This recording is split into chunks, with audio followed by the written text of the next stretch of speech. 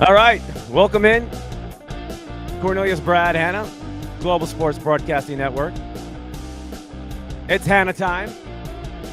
Got a lot to talk about with baseball and football.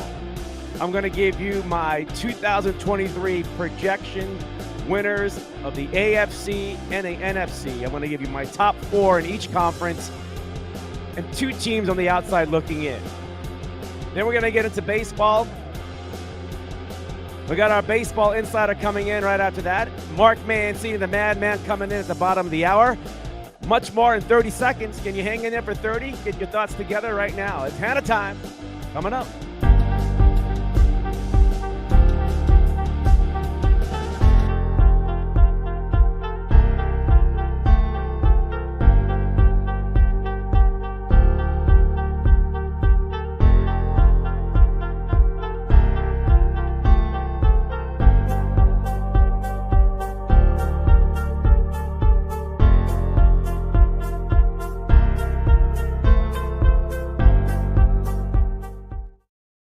All right, welcome back in Hanna Time, Global Sports on Thursday night, GSPN, and Cornelius Brad Hanna with you right now on this the 15th of June, summertime, which means baseball is now taking over the sports world. But we got football.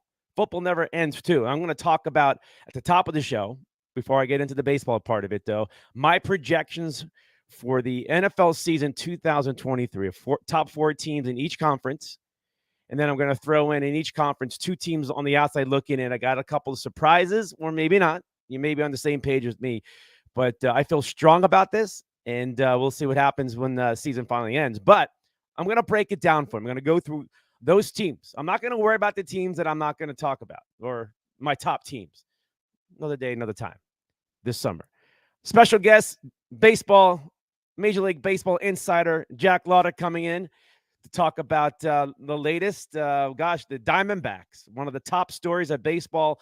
Legitimately, here we are in the middle of June. They're not going away. We talked about that. We talked about that in April. We talked about that 3 weeks ago with Jack. We're going to still talk about them until they prove us wrong. But I have a feeling what they're doing in Arizona, that things are going to continue to go well because the numbers show it. And we'll break that down. And other things like Ohtani and other stuff about baseball, scoring runs. We're all going to break that down with Jack coming up right after the football part of the show. And then we'll throw in with Mark Mancini, the madman, coming in at the madman and Hanna Mancini version of it at the bottom of the hour. Also, he'll join in with Jack on the air with us. And then we'll talk about the NBA. Will the NBA become the big man game again? Once again, I believe it will be.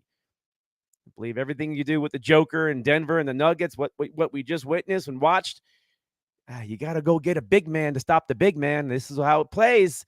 I'm excited because basketball always has been about the big guy until the last 2 decades, basically.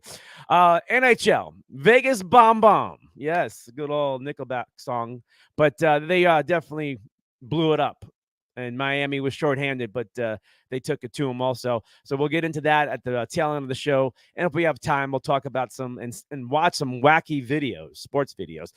You get to watch us also on Roku TV, ASAP Sports Network, Twitch, also on YouTube Live right now, Instagram, Memento TV, Memento Plus, Viva Network, Tiki TV, Herigo TV, LinkedIn Live also, and right here on Facebook. Global Sports Broadcasting Network. Sponsors are scrolling at the bottom of the screen. Love all you win t-shirts, Metal One, Stable Coin, Dr.REDDY, Gastrologist. Also, the book, A Peaceful War, and GEED, the Conscious Active Wear Balance for Emotion Centers. Check that out at the bottom of the screen, and we'll go from there. All right. Let's start with the football. Let's go football, all right? This is what we wanted to talk about. I'm straight out. My top 4 teams coming out of the AFC. These are my top 4 teams. Any order. I don't know if 1, 2, 3, 4, how they play it out but it's definitely going to be the Bills and Chiefs. Okay. The Jets with Aaron Rodgers for sure. I just have a hard time. They can't find a few more wins from last season and not get in. And the Pittsburgh Steelers. They've done the best offseason I've seen them have. and anybody in football, but nobody's really still talking about it. But we'll get into that also. The NFC, we're going to talk about the Cowboys, the 49ers. Yes, they're not going away, folks. The Giants, they made it last year, but they will get better. And the New Orleans Saints, they've gotten better. Weaker division, but the Saints are going to be marching into the postseason. On the outside looking in, I got the Bengals and Dolphins, meaning they're going to make the playoffs, but not my top teams. There's going to be some issues there. Eagles and Lions in the NFC. Yeah, the Eagles. Yeah, the Eagles did kind of help themselves out in the draft, but we got to wait and see. We'll talk about the Eagles, and the Lions deserve it. The Lions deserve to be talked about because of how they finished their season, nearly getting into the playoffs, and what they did in the offseason. They're a team to watch. We'll break them all down. We're going to go through every team of my projections, why these teams will be the teams in postseason. Okay, all right. Let's start with the Bills itself. The Bills are always close, right? They've been so close.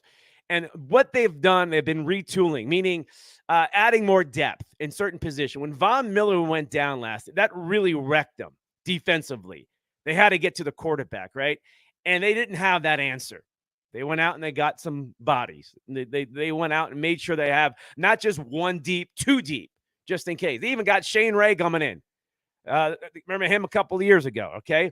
But, when you think about Leonard Floyd coming from the Rams, that is backup. That actually is a nice tandem. Both players coming from the Rams Super Bowl team. Now they're going to go at it together. They're going to be out there on the same field. Probably. I mean, I would think Floyd will be out there. But the depth definitely helps. Brandon Shell, they signed Isaiah Browser. They got Tavin Howard coming in. All right, Dalton Kincaid, the tight end. Good job there. I talked about Shane Ray. We'll see how he plays out. But if he turns out to be a good backup, that is depth for the Bills, which they really needed on defense last season. They signed defensive tackle Jordan Phillips. I mean, the Bills got better on paper. You don't forget, they bringing guys back like Jordan Poya, DeMar Hamlin coming in there. Von Miller is back, right? We expect Von Miller to be back at his best, right? Deontay Hardy. We got Connor McGovern and the backup quarterback situation in Buffalo with Kyle Allen. May not speak volumes now, but if anything happens to their quarterback in Buffalo, Josh Allen, you got another Allen, right? So Kyle will be there. And Kyle had some nice moments in the NFL. Nice backup. I like what they did, Buffalo. I believe they'll be still there. So it's not, an obvious. This is an obvious one. The Chiefs are obvious too. They're good. They actually, when you thought they would have problems on the roster, they really did a great job last year. Retooling quickly, offensively, defense. They really went at it and they plugged in really, and they did it again. They got more help. Now, there's some youth at that wide receiver spot, but when Mahomes and that offense and Andy Reid makes all wide receivers look good, right? Just the way he's been doing it throughout his whole coaching career itself, Andy Reid. But when you think about how they draft well again, and then retooling and boosting their roster depth, just like what Buffalo did, but went out and got a very nice player in Felix. He got Uzomah coming out of Kansas State, the edge rusher, another one. So you got a lot of help on the edge, right? Wherever Von Miller is at his stage in his career and his health, okay. Then you got the rookie coming in. There's a lot of hope with that guy, a lot of ability there. You got Floyd coming in too.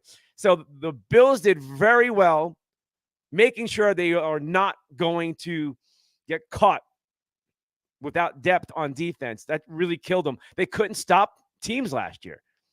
They struggled, and we'll wait and see. But I believe everything is going to be still where they are and a little bit better for them. Buffalo is still a very good team. All right. So we got to give them that. Now, let's go to the other two teams that a lot of people, been laughing at the New York Jets for a couple of years. But last year, the Jets, without Aaron Rodgers, with a quarterback mess, were able to be so close to making the playoffs, right? They were just 1 week, one game, and getting in. But they got Aaron Rodgers. And you go, he's all washed up. You are a fool if you think Aaron Rodgers is done. He was checked out of Green Bay. It was done. And Aaron Rodgers doesn't have to be the prime time Aaron Rodgers. But you can guarantee he knows how to manage a game, make the throws, He's got a lot of weapons, running backs, tight ends, and wide receivers galore. I'm going to go through that, and you're going to be like, wow, he didn't have that in Green Bay, right? He had some good ones in Green Bay, but this is loaded up. But Aaron Rodgers is going to find the Jets a few more wins. And it could even be better than that. I mean, the AFC is loaded with quarterbacks, and Aaron Rodgers just patted it. So if you believe in Aaron is done, Aaron Rodgers, you're going to be mistaken. You're going to be mistaken, and he doesn't have to be that primetime Aaron Rodgers, too. But for what the Jets had last year, and you put in Aaron Rodgers in there, big deal. I'll take that anytime. I think most NFL teams would want Aaron Rodgers right now quarterbacking, right? Think about it. You probably can go top 8 teams, maybe top 10 at best. And you'd be like, yeah, Aaron Rodgers. Yeah, I would give this guy 2 more years. Why not? We're seeing it. He takes care of himself. He's smart. He's brilliant. He's a brilliant quarterback. His body is the only thing, and that's the only question we have the New York Jets, is how much protection they can give him. But they showed it last year they can do it. And they showed it last year they can run the football. And that takes a lot of pressure off Aaron Rodgers also. So the Jets, getting Aaron Rodgers is huge. Already have a star power talent area of wide receiver. They got running backs. They got defensive line that's looking good. Secondary help, young. Don't think about the running backs, Breece Hall and Michael Carter. Breece Hall got hurt, rookie last year, and the Jets were flying with him in the backfield. He's back, healthy. Garrett Wilson, what a beautiful young talent they had last year as a rookie. Randall Cobb, remember him, Green Bay? He's back. Nice role player or not, nice slot receiver or not, whatever. The Jets got some veteran there that knows Aaron Rodgers, and Aaron knows him. Corey Davis. Remember Corey Davis, Tennessee days, Titans? He was there last year. Had some really nice games for the Jets. Now with Aaron Rodgers there, look out. Alan Lazard, former Packer a year ago. He's with Aaron in New York.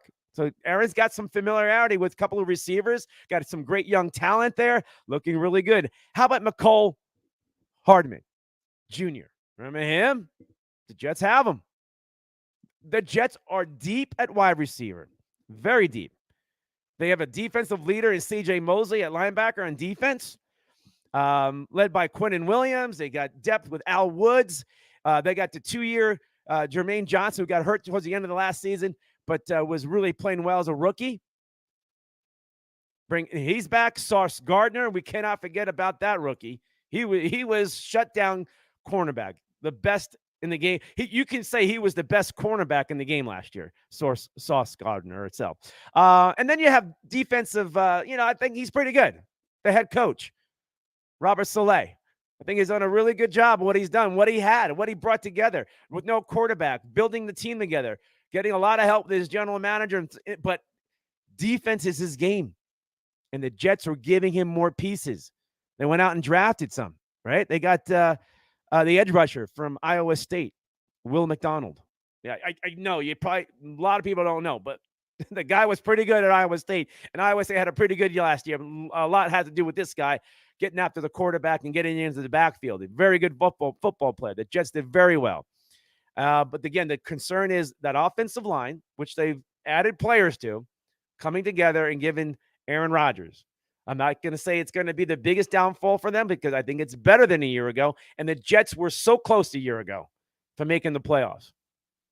That's my take. The Jets are going to be in the playoffs. A lot has to do with Aaron Rodgers, but there's a lot of talent around him. That Aaron has to carry the New York Jets. Let's go to my 4th top team in the AFC. A lot of people are still not understanding this, but the way they finished, incredibly, when they were 3-7. The Pittsburgh Steelers were 3-7 and ended up with an above 500 record, just barely missing the playoffs. They were there. This Pittsburgh Steelers. They have huge depth all over their roster, very deep. Their depth is probably the best in the NFL. And I'm going to try to go through it a little bit for you, but a lot of you can follow along. But I'm warning you right now, the Steelers are going to be there and win the division. And I'll tell you why. Cincinnati took a step back on defense, and they struggled on defense at times. They lost some key parts. Now they got to hope some new blood can replace some things. That's never easy to do. And the Pittsburgh Steelers were not that far off, just a few games from winning that division last year after being 3-7. Just put that. Kenny Pickett. Kenny Pickett was so good at the end of the year. So good. I don't think anybody wanted to play Pittsburgh in that first round, the way they were just coming in. But their offense was very, let's say, conservative. But they were good at it. They were physical. They actually ran the ball most effectively you've seen in a very long time. And they're going to do it again in Pittsburgh. They're going to stick to what was successful at the end of the year. But they got wide receivers too. They got a lot of depth. And Kenny Pickett is a very good quarterback. Very good quarterback. One thing I heard about the Steelers with Kenny Pickett is they have a camera during the OTAs, so on his helmet, so they can see what he's seeing, how he's reading. And they're not surprised, they said, but they were just like, this guy really can see downfield. Like, he's got great vision downfield. And by critiquing him after every OTA and going to that camera shot to see what his eyes are seeing downfield during practices, they were all smiles. This guy is legitimate, and he's going to carry that team. He's got a great talent around him too.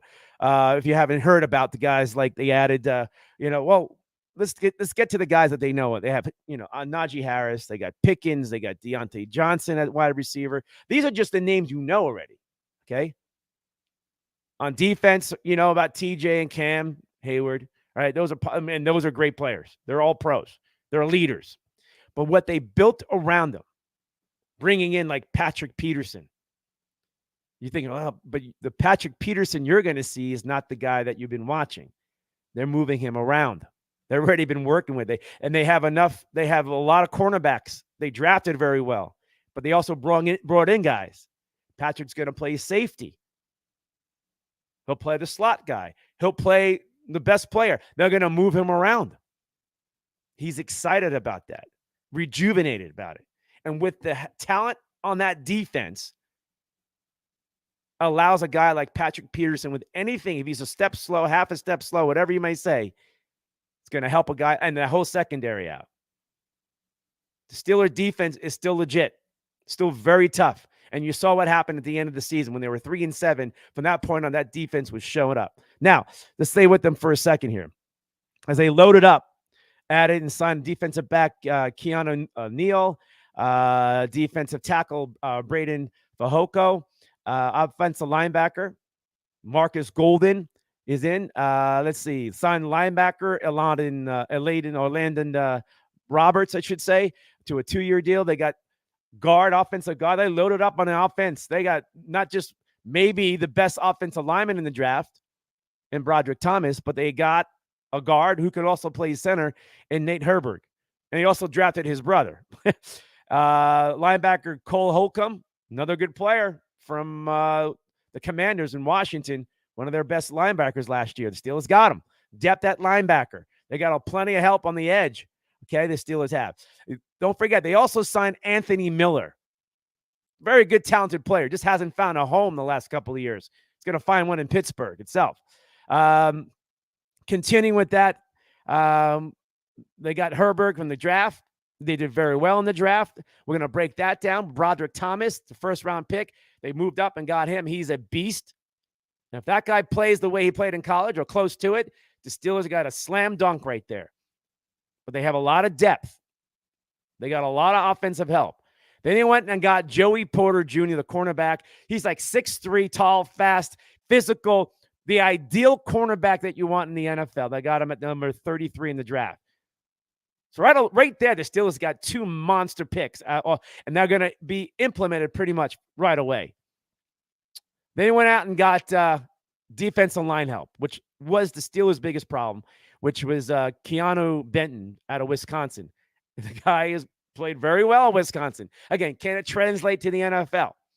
Wait and see. But the Steelers already have depth and players from a year ago or from 2 years have been playing there. Now this just adds more to their depth. Understand? Then they go find Darnell Washington, that freakish tight end from Georgia. Freakish. Guy doesn't catch a lot of passes because they didn't throw to the tight end a whole lot. But he caught a lot of passes. When he did, he caught them. But he is also a big body for the offensive line. And the Steelers are going to run. They're going to bring these big bodies coming in, double tight ends at time. They're going to have some beef. And Washington's going to be that guy too. Great pickup. We talked about Herberg, Nick itself, not his brother Nate. That's an outside linebacker from Wisconsin. Again, depth, good player, star player for Wisconsin. Steelers find him in the 7th round, I think. Then you have a couple of late round picks, but these are guys that are tall, lanky. You need depth and size in the secondary. Corey Trice Jr. from Purdue. Great pickup there. He's a cornerback. And then they went after Spencer Anderson from Maryland, an offensive guard that is just, he's big. And if he can move those legs, that's all that matters because the guy is huge. They did very well in the draft on paper. But a lot of them are going to be starting, and the Steelers have so much depth with veteran leadership, young team on the move. Steelers are going to win that division. The Jets may even beat the Bills and win that division with Aaron Rodgers. But you know darn well that the Chiefs are going to have some competition next year. All right, so staying with the AFC, the two teams looking in a way of like wild card stuff, Bengals and Dolphins for sure. I like the Dolphins have done great, okay, but they're so close. Just don't know about the complete quarterback situation itself. Boasted, great speed at wide receiver with Jalen Waddle and Tyreek Hill and things. These guys are just fastest guys like in the NFL itself. But drafting running back was a big deal. They need a running game to help out the quarterback situation, the play action, and that deep pass. They love throwing that deep pass down the seam itself.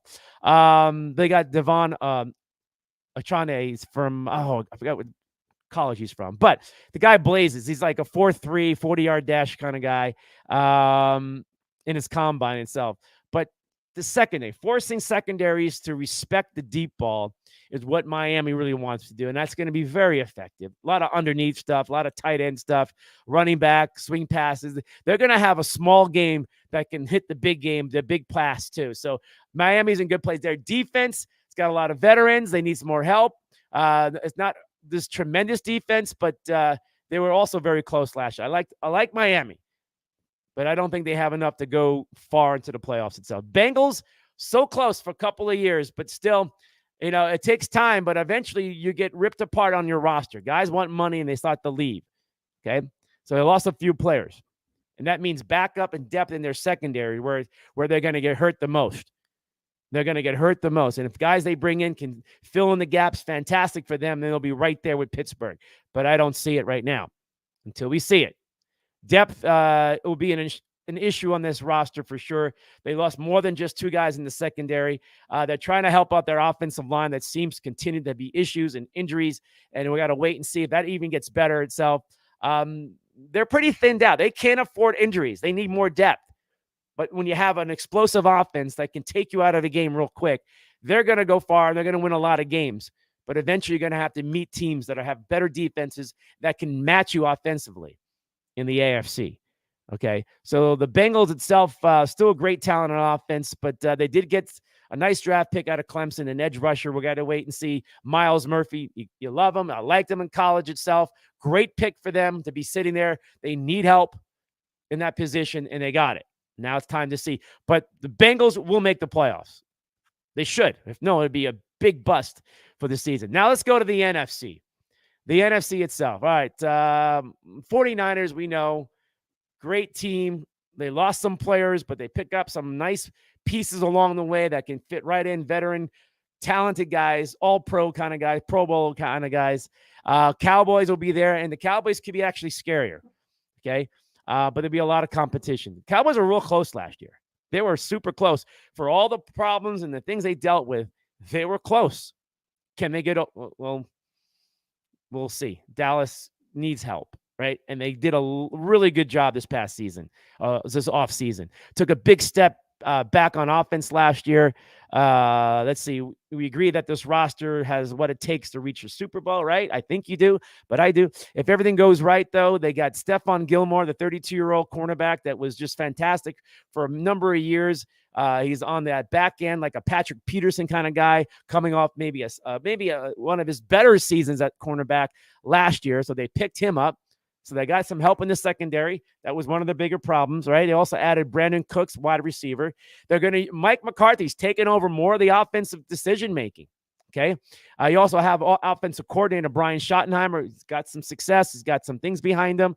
Defensive coordinator is in Dan Quinn. So I like their coaching staff. I love their coordinators. And McCarthy has always had success. So I like Dallas is coaching right there alone is going to be beneficial week to week. All right. And the Cowboys picked up a defensive tackle that may go unnoticed out of Michigan, Mozzie Smith, that a lot of people like. But, first round, a lot of players are going to drop. He's one of those guys that they were able to pick up that they can put in there in the middle for depth, for sure. But maybe more to free up guys like Micah Parsons and things like that, who is going to be moved all over the place. So Cowboys will be there. The 49ers with Christian McCaffrey is going to be there. Javon Hargrave, the defensive tackle that played for the Eagles in the Super Bowl, had success in Pittsburgh. Guys, has always been a great defensive tackle. Now San Francisco plugs him in. It's going to be very hard to run against that defense with that guy there, with the supporting cast around them. And don't forget their wide receiver corps is just fantastic. You're going to have to worry about Christian McCaffrey, but Brandon Ayuk probably had one of the best postseasons that was kind of unnoticed. The guy is dynamic and that good. Trey Lance situation and Brock Purdy, we're all waiting to see if Brock Purdy can repeat that. We're just going to give them the benefit of the doubt that Brock Purdy will continue to be what he was before he got injured. If not, the 49ers are in trouble. Trey Lance, we don't even know what they're getting with him. Injured, not a lot of repetition, a lot of hype still. Needs to be the backup and has to perform well if anything is called upon him. That's the sticky point. But they did bring in Sam Darnold. Yeah, I know. But Sam Darnold has been around football now enough, got a lot more experience, is a great backup. But if he needs a start, he's had some great starts. He's had some good games. Just sees ghosts once in a while. But I'll tell you, Purdy has resumed throwing and continues to recover. They're very encouraged that he'll be there for opening day, and we'll see how that plays out. And then we'll see. But we're going to give the Niners a benefit of the doubt. If this doesn't go well in their quarterback situation, they're struggling. It's going to be a lot harder, okay? If they can't pass the ball and get quarterbacks to get the ball downfield, it's going to be a problem in San Fran. But we're going to stay with the Purdy and his success and how this is all going to play out. The other two teams left on this top four in the NFC are the Giants and the Saints. Yeah, the Saints. The Giants picked up tight end from the Raiders, a really good one. Really good one. Him and Derek Carr were hooking up Darren Waller. This is wild stuff, folks. Daniel Jones now gets him. And Daniel Jones already has weapons. He's got a running game, right? I mean, there's a lot going on. They have a good defense. Daniel Jones had his better season last year.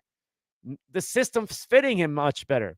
Dexter Lawrence, the defensive tackle, experienced breakout season defensively. In addition to Lawrence, Leonard Williams. These are just really good, great defensive interior players. That's going to be hard. But they have a weapon that nobody – there's a reason why Daniel Jones had more success last year. Wasn't outstanding numbers. But the Giants played very well at the end of the season. Don't forget, they went into Minnesota that was having a great year and just smoked them.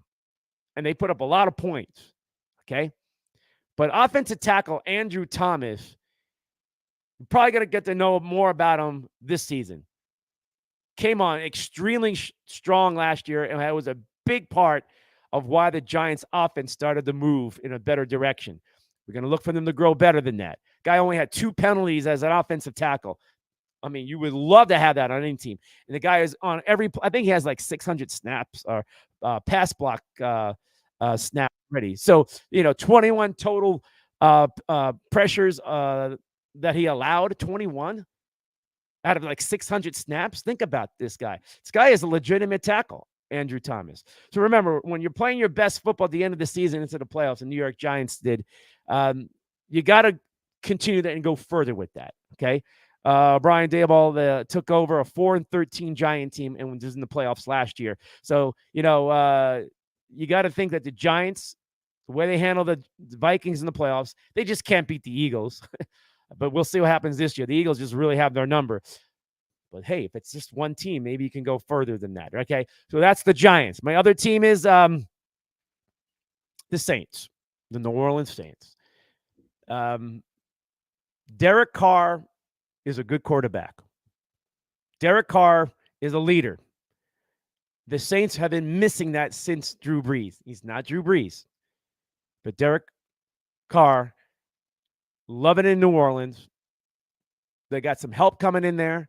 They have talent like Michael Thomas. They got some running backs in there. They got a lot of running backs. They have a defense that is very good. I think it was 4th or 9th in the NFL allowing points. I think it's 9th allowing points on defense, the Saints. That's why they were 7-10. But their offense just could not muster enough points. They're struggled right there, right?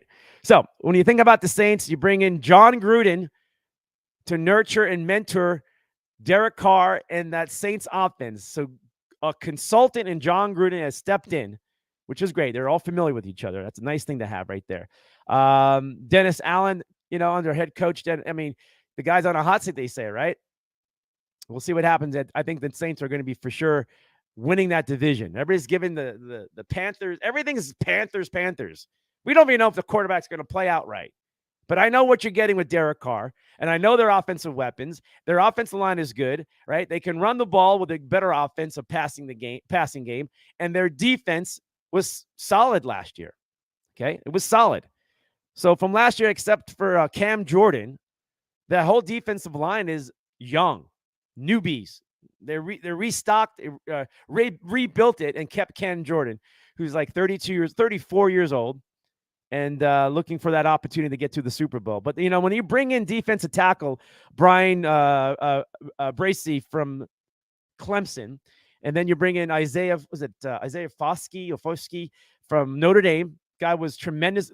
You brought in 2 monstrous college football players. Does it translate? We'll see.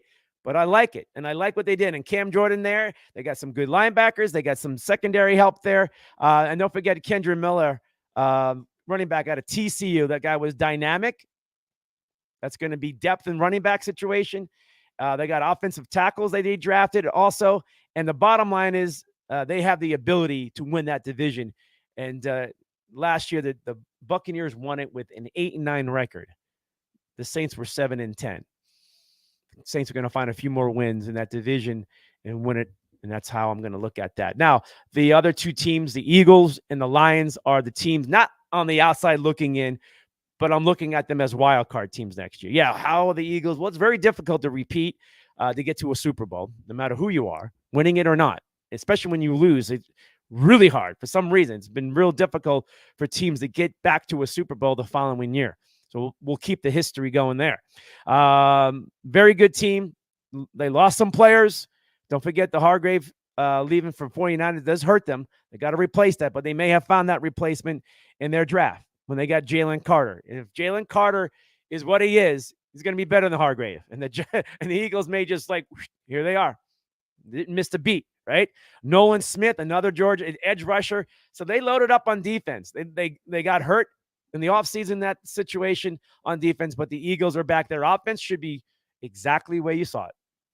There's not going to be anything different. That offense is still set and ready to go. It's their defense. And I believe they've taken some hits there.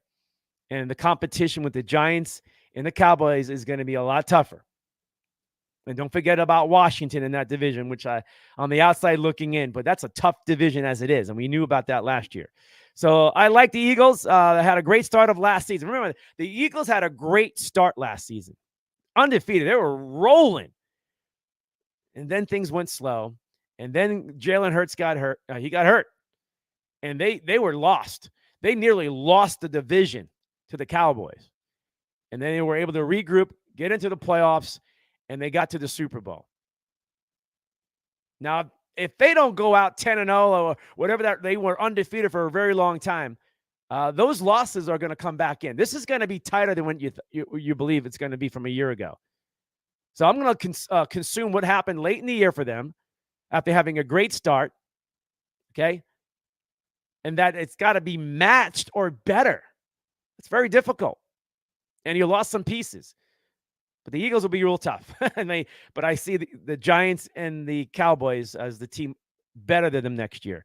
The Lions, the Roaring Lions. Great draft again. Off-season additions plus a great finish from last year. You got to give them the love. You got to throw them. You have to throw them in there. Plus, the division does not look. The Packers were the Packers. The Vikings, they lost a lot of players. And we don't know who are the Vikings this year. We'll have to wait and see. I'm just going by what the paper shows. And the Bears will be right there with the Cardinals with the 1 and 2 pick of the draft next year, the way I look at it. And then there's the Lions. They're going to win that division. They have everything in front of them to win that division. The Detroit Lions. And picking up in the draft from Alabama, the running back Gibbs. They got Jack Campbell from Iowa, the linebacker. They just got more depth. And they finished so good. And the Lions, the Laughing Lions, no more. As long as Jared Goff continues to throw the ball like he did last year, and they got some backup and nice depth at the quarterback situation there in Detroit, they're going to be fine. Whatever they were doing last year rolls over into next season, the Detroit Lions itself. All right, there you got it, folks. Those are my teams. Those are my top teams going into projection-wise. I'm going to repeat it one more time. Bills, Chiefs, Jets, and Steelers in. They're making the playoffs. We got the Cowboys, Niners, Giants, and Saints definitely in the playoffs next year. On the outside, meaning wild card stuff, Bengals and Dolphins for sure.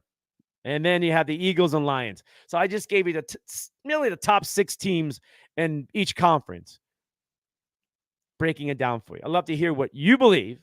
We'll get to that at the end of the show because I got to go now and shift gears and get into some baseball talk.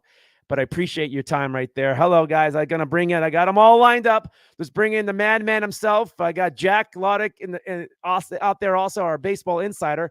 First up here, let's bring in the madman himself. How you doing, my man?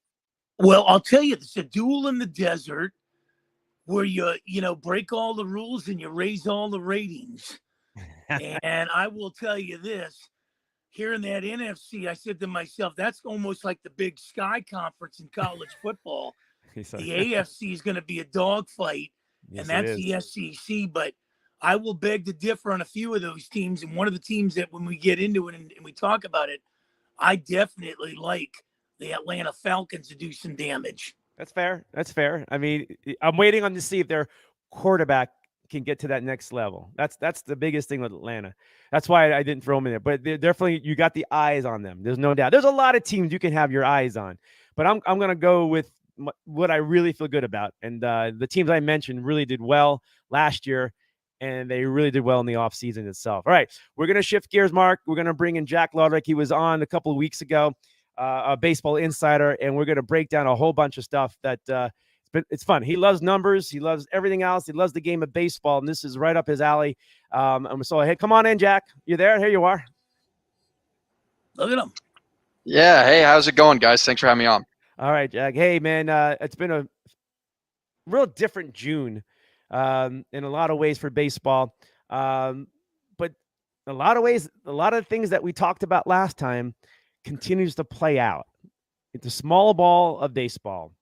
And we talked about, well, actually, we've been talking about it since spring training. Whoever makes that adjustment and fills their roster up with the small ball, right? You got some long ball hitters like, hey, the Pirates, we're going to study the Pirates in our next time we bring you on. Because I want to see, because I almost brought them in, then they go on a 7-game winning streak and they're in first place. I'm like, now we'll wait for the Pirates.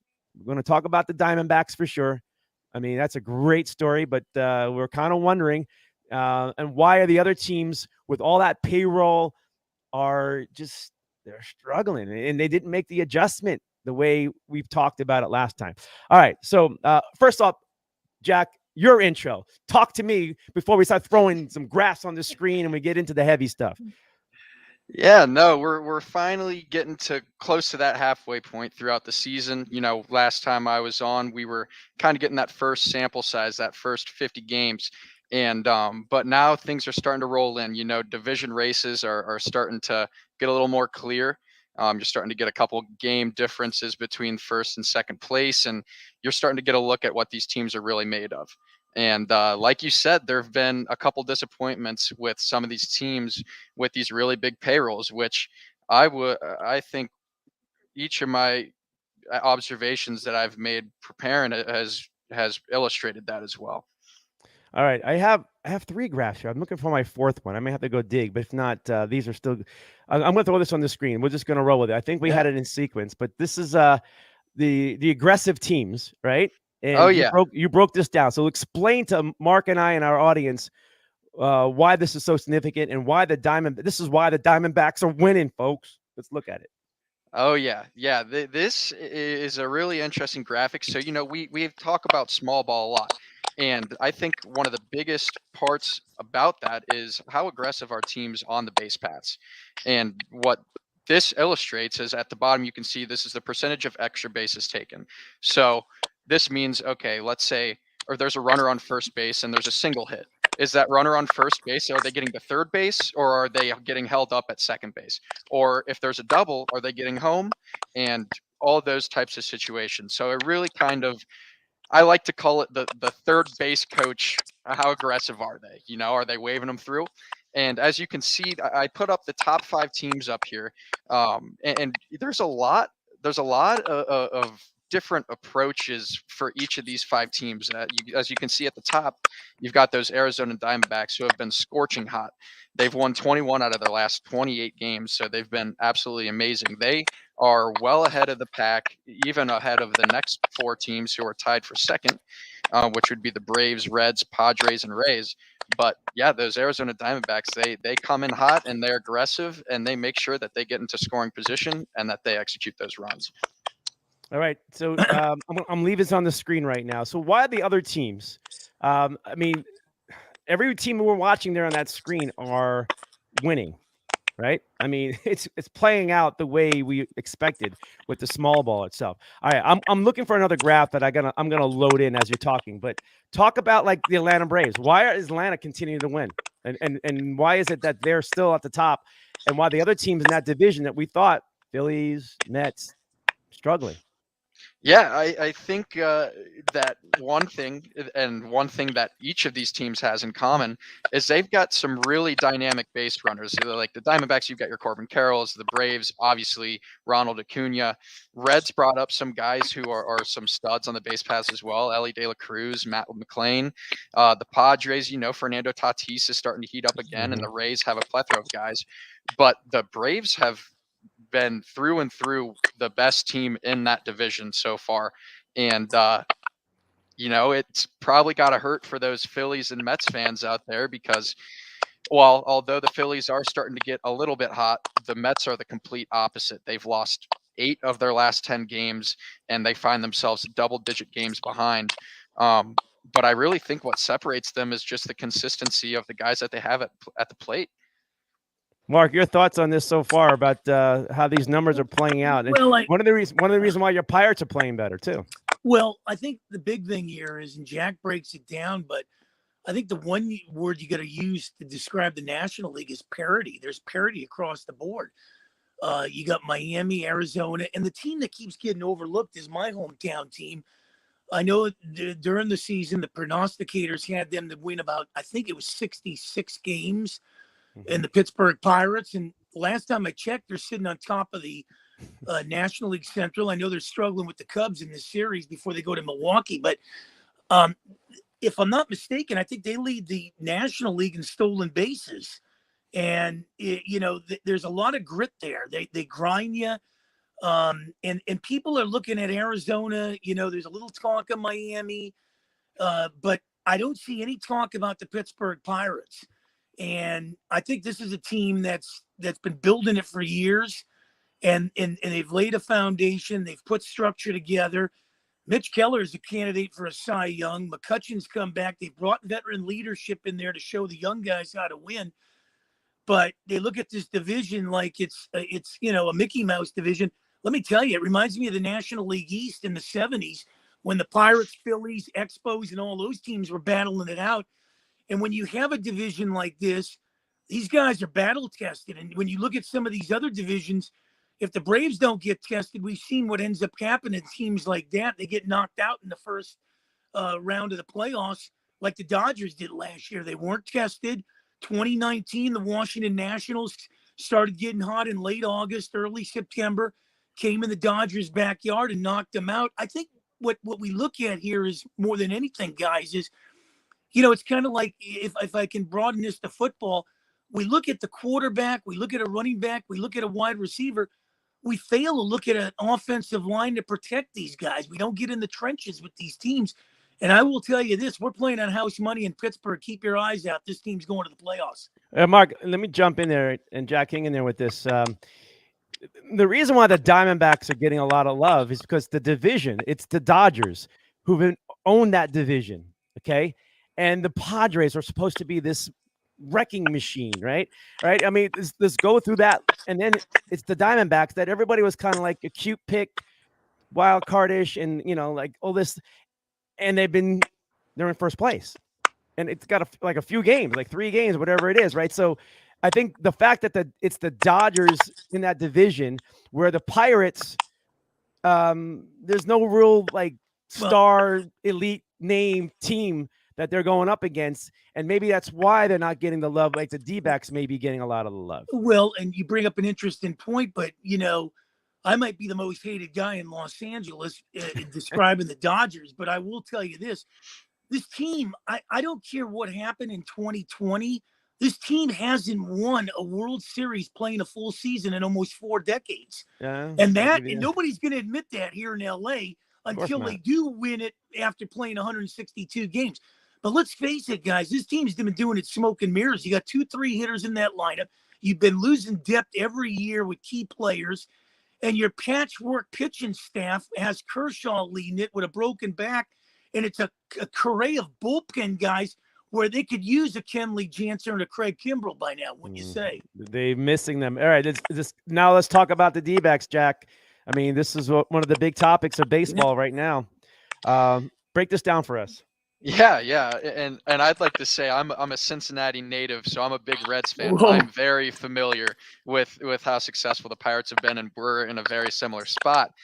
But I mean, these Diamondbacks have been absolutely fantastic, and I just wanted to throw up some numbers just to compare what they are to the league average, and I think all of these are really applicable to kind of the style of baseball that they're playing. And the first part of that is that they've got a pretty young team. They are nearly a year younger than the league average in their average batter age, and that's highlighted by the man himself, Corbin Carroll, who is up there in MVP candidacy, let alone National League Rookie of the Year candidacy. And as you can see, they're also hitting the ball extremely well above average in their OPS plus there, which is just a normalized OPS, their slash line. So they're fantastic in that regard. They're not striking out. They're stealing bases. Their team as a whole, their personnel, that WPA right there, that's a win probability added. So just based off of their roster, they have an 8% better chance to win a game just based off of what they're able to produce. And that applies just because of the style of play that they have. Like I was talking about earlier, are they scoring some base runners? And they are. They're well above league average in that regard as well. And that's because they've been dominating the sack fly and the sack bunt game as well as they're stealing bases. So they're fun to watch. I'm looking at these numbers too, compared to the league average like you have. So across the board, the only thing that they are not better than they're above average in everything other than the batting average, which is slightly below, the league average itself. But everything else, they're leading, and they're leading in all these offensive categories. Now, the only thing we're going to watch and see is, do they go out and get a big bat or somebody, or maybe another pitcher? But this team is right there. And it's funny, Mark brought it up. The Dodgers need pitching. And what happens if the D-backs get that pitcher? Dodgers are in trouble. Well, yeah, and I kindly think here, and before the season, I had San Diego and Seattle for the World Series, so I'm going to throw that out there. But I'll tell you one team you better watch out for, because I know the Padres are going to get hot here, and the focus could be on Arizona and LA, but you better watch out. The San Francisco Giants are starting to load up here, and they have shut down some teams. They just got done, I think, pulling a sweep in St. Louis. They're in LA tomorrow, and they got pitching that can contend in that division with Cobb, DeScalfini. I mean, they got guys that can eat up innings, and they got a bullpen, man. They got a lights out bullpen and Duvall there and everything. So I think when you're looking at the Giants, and even Brandon Crawford, who's not a prominent part in more of a role utility guy there, they've got guys that are coming off and doing wonders there. So I think the Giants, they better adjust the mirrors. I think San Francisco is going to be an interesting team. Well, they're always been like that, and I don't know if they have enough to overcome. But again, if the Diamondbacks, we're only talking June 15th, right? Which is we're summer now. Like, this is pretty good stuff for them, and they're not going to go away. They can probably even get better, right? But baseball is slumps and overcoming adversities, and it's a marathon, and this is a young team, but they have a great manager in Arizona. Corey Lavello, local kid out here, Montclair Prep. Yeah, great guy. So that helps a lot, and he's been through a lot, and he's a great leader for that team. I'm expecting the D-backs to do more by trade deadline itself. Well, I think what you have to do in baseball, and you guys can probably agree on this, is you got to be able to be well over 500 so you can sustain these losing streaks. Absolutely. And I think that's the big key there. The Phillies have just come in your backyard and taken 3. The Indians, formerly the Indians, now the Guardians will be in there this weekend. So it's going to get interesting there. And that's the key. The Pirates just got swept tonight. So, they're sitting on top of the division, but, it's a crucial stretch. Chicago, Milwaukee, and get home, play Chicago, and then go to Miami. So you got to sustain these, these teams. People, I bet you before this series started, your guys were looking at the Phillies and saying, well, okay, this team's been struggling, but they came in and, they're averaging like 10 runs in their last 7-8 games there. Mm-hmm. Yeah, they're 8-2 in their last 10. They've been on fire. Yeah. Hey, Jack, your perspective. I mean, you're watching Cincinnati, since you brought that up. Yeah. Are we in a transition? Baseball.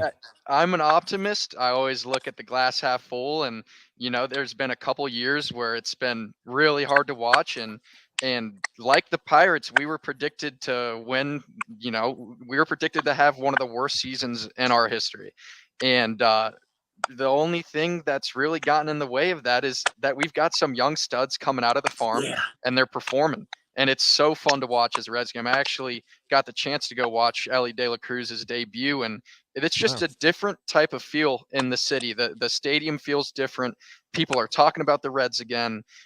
There's something to talk about to begin with, and I think it really helps the fact that the division, that race is getting really hot too. So all the stars are aligning. I do think it is a transition. We've got more guys coming up. We've got Christian Encarnacion Strand, who might be the best hitter out of the three-headed monster in Matt McLean, Ellie De La Cruz, and then Encarnacion Strand. But we also face a big starting pitching problem as well. Our starting pitching has been absolutely atrocious. Well, you bring up Cincinnati. We had Pittsburgh thrown in. We have the Diamondbacks. You got Baltimore. These are the bottom feeders like for a while. And this is now a transition for baseball that we're in the middle of it. And until the big paying teams, the big market teams can get their roster rearranged or draft in a different way, they're going to still be winning games, but it's not going to be. You still got to have pitching. Bottom line, you got to have pitching. But the transition you do when it comes to playoff time, it's not going to happen. Big, but when you brought up all those teams, I think the biggest key in any one of those teams is they stuck by their manager and they had a game plan. With Shelton, with Cincinnati, and Bell, and Hyde in Baltimore, and when I look at it, is there's no pressure on any of these teams.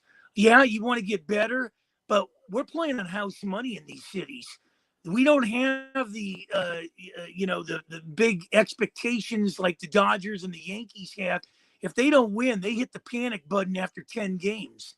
So I think I love it being in Pittsburgh, Cincinnati, Baltimore, and Miami, or some of these cities where people might not look at the expectations, but they're going to adjust their mirrors, because let's face it, there's only one team at the end of the year, Cornelius and Jack, who wins this thing.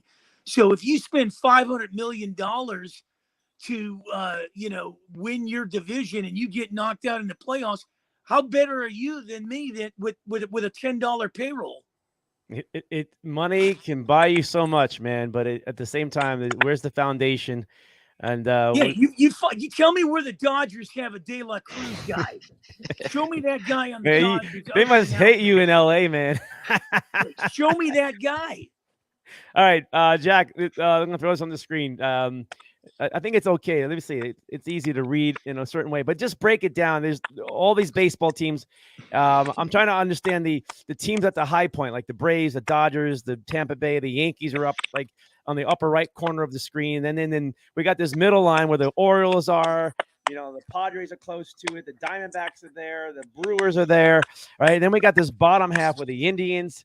And there's your Reds. Like, can you break this down for me?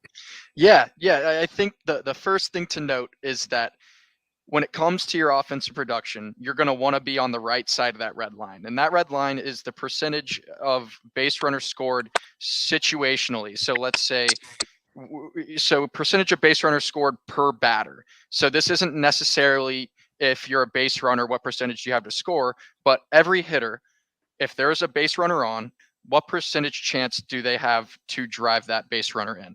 And then on the left side, you've got your home run percentage. I think this was really just a tool for me to kind of find out what teams are using the home run to their advantage and they're scoring those runs, what teams are hitting home runs, but they're not scoring runs, what teams are scoring runs, but they're not hitting home runs, and then you've got your bottom feeders over there. And I think the payroll is highlighted massively here. Like, a payroll is not necessarily how you're going to win these games. And that is highlighted by this upper left quadrant here. These are teams that have these big hitters they're paying a lot of money to. As you can see, Angels, they've paid Rendon, they've paid Trout. Shohei is about to get paid, but he's still making good money. You've got the Cardinals paying Arenado, Goldschmidt, the Mets. I mean, Cohen spends hundreds of millions of dollars every offseason, it seems like, at this point. And then you've got the Padres as well. And all of these teams have been fairly disappointing outside of the Angels, who've started to heat up a little bit here. All right. So when I saw this first, Jack, I was like, all right, I got to study this baby. But I'm looking at the ones that stay close to the middle seem to be the ones that are more impressive. And if I'm right or wrong, I don't know. But the Boston Red Sox being there, I was surprised. And then just a slew of teams like in the middle. But you're talking about base runners and scoring and home runs, right? Repeat this again. What top teams are scoring at the high level without the home run? Yeah, you'll see those teams down in the bottom right there. So as we talked about, like those Orioles, the Diamondbacks, the Red Sox, the Reds, who we just talked about, the Pirates are in there, and then you've got the Rockies as well. So there's teams who are, we're not seeing these teams pay a whole lot of guys. Like we had just talked about, the Reds aren't paying that much, the Pirates aren't paying that much, Diamondbacks aren't paying that much, and they're starting to reap the benefits of it. And that's because, the more money you spend, you're going to get these home run hitters. Like, you look at the model of it has been for years, get those big hitters, strike out or bust, or I'm sorry, home run or bust. And that's how teams win. But now we're starting to see the results of teams who have deviated from that a little bit. Well, in Pittsburgh, they've actually started paying money. Brian Hayes, Ryan Reynolds. I think Mitch Keller will be next. Maybe Castro will be in the mix. Their farm system, they got the number one pick again. 2 of the last 3 years with the number one pick. It looks like they'll get that LSU guy maybe. But, when people tell me that, the small markets can't compete with the big markets, How do you justify the Pirates beating the Dodgers 7 of the last 9 times they've played, and there's 4 more games they got? So they must got the book on these guys and how to beat them, and that's pretty scary if you're a big market team going into the playoffs and having to face this team. You're not looking at them as a bottom feeder anymore. Well, a team that's we're wondering about trade deadline stuff are the Angels, the other LA team. That's another dangerous team there, the Angels. For some reason, they're still above 500. And I do love Nevin as their manager. Ever since he took over last year, that team seemed to have a different spark to them. And they have some pitching, but we'll have to wait and see how it plays out. But it makes you think about Ohtani. And now the Angels are in a tough spot, Jack, because he's a free agent. Do they go for it all and say, screw it, and maybe we can try to sign him for big dollars and keep it rolling? If they can sign him, does he want to stay there? Or like this is like, but here's an Ohtani numbers here that you put up, that we're going to put up for you. Pretty good stuff. And this puts the Angels in a really strange situation because they're not that far off from a wild card spot and not that far off from a division lead right now. Go ahead, Jack. Yeah, I mean, gosh, we see Shohei Ohtani pop up in the media. It seems like every day at this point, and you start to wonder to yourself, is the hype warranted? And long story short, yeah, it is. He's a phenomenal pitcher. He's a phenomenal hitter, and the Angels. I think it's an easy answer for me. Do you pay him? Yes, but if you're Shohei, what have the Angels historically done? Even after they signed studs to these ginormous contracts, you see Mike Trout he became the highest paid player, and they still haven't done anything with that. They gave Rendon one of the biggest contracts, and that's turning out to be one of the worst contracts in the league right now. But just look at his numbers. As a pitcher, he leads the league in hits against per 9 at 5.3. So the guys aren't hitting him. And that's shown here by he's second in strikeout percentage. He's only behind Spencer Strider for the Atlanta Braves, who we've already mentioned. And gosh, he's a stud, mustache and all. And guys aren't hitting him hard either. The major league average for exit velocity is 89.5, and people are averaging just under 85 miles an hour against him as well. So teams aren't making that solid of contact. However, I will say when they do, they take him deep. So he does get a couple home runs hit off him, and he does need to work on that control a little bit. Jack, I'm watching the graph with the strike zone, the red and the hot and the cold spot. What's so freaking weird is down the middle is not his best area. Like down the middle of the plate is his lowest spot, down low down the middle, and then straight down belt high. Like it's not red. Like but it's like that is startling to me. I'm sure he doesn't miss a whole lot of them, but that's not his hot spots with him hitting. That's startling to me when I'm looking at that graph. I gotta almost think that it's because if you're Shohei Ohtani and you're standing in the box, the last thing that you think the pitcher is going to do is throw it right down the middle. And the reason why I threw that up is for that reason. I mean, guys, if you're a righty facing Shohei Ohtani, which 75% of the time that's the case, you're going to try and throw those backdoor breaking balls, or you're going to try and throw those front door runners. Maybe you got a two-seamer or sinker in there, and he's mashing them. Those were his hottest spots in the zone. It's absolutely ridiculous. Well, here's the thing to play that, and I'm good friends with the GM there in Anaheim, Perry Manassian, and I'll tell you, I trust that guy a lot because during the offseason, he brought in guys, and they are gamers and grinders there, and Renfroe, Urshela, Drury. He went out there and he got some guys, Tyler Anderson, guys that eat up innings. So if he comes, I think if you come to the crossroads and you got to realize, well, if you can't sign Ohtani in Seattle or San Diego, whoever gets in the mix here, there's no guarantee. He's going to get the money, rightfully so, and he deserves it. But if you can better yourself and get 4 or 5 prospects into your organization, you couldn't win with him. So what's guarantee is if you give him what he wants, they're going to win. You see what I mean? Even if he goes to Seattle or something, Is he going to be the missing piece? You need 2, 3 guys. You know, it's like basketball. People say, well, you got 2 guys, you can win it. You need role players, man. The Denver Nuggets didn't win that with Murray and Jokic. They won it with KCP and other guys that came off and contributed. Showtime Lakers. You're not going to win it with 2 guys. You got to have role players. And the Padres are finding that out right now. So wait, so maybe do you trade Mike Trout instead? Well, if whoever you trade, it's not a you know, they're not basically putting bags over their heads in Anaheim. They're trying to get better in the division, and if you can get better in the division, listen, Mike Trout is a good ball player, but when you finish last with them, you know, might as well get something for him, don't you think? I mean, we're all talking Ohtani trade, but maybe try to get rid of that contract of Trout. Yeah, I know it's hard to swallow that one, but you know, I don't know, but you know, they're not really because if they can get 4 or 5 guys in there, Anaheim's going to be a dangerous team with the guys they got there. And look at the money well spent. Perry could have went out there and got, you know, a premier guy. He spread that money around where he got 4 guys that are grinders there, and you're going to win with grinders in this league. Well, it's going to get really hot topic. I mean, there's a lot of teams still in play. It's June 15th. It's not like you don't have to have a great record. You're still in play. You want to talk about a travesty in baseball, and I love baseball tremendously, but the Oakland A's going to Vegas is a complete travesty in my mind.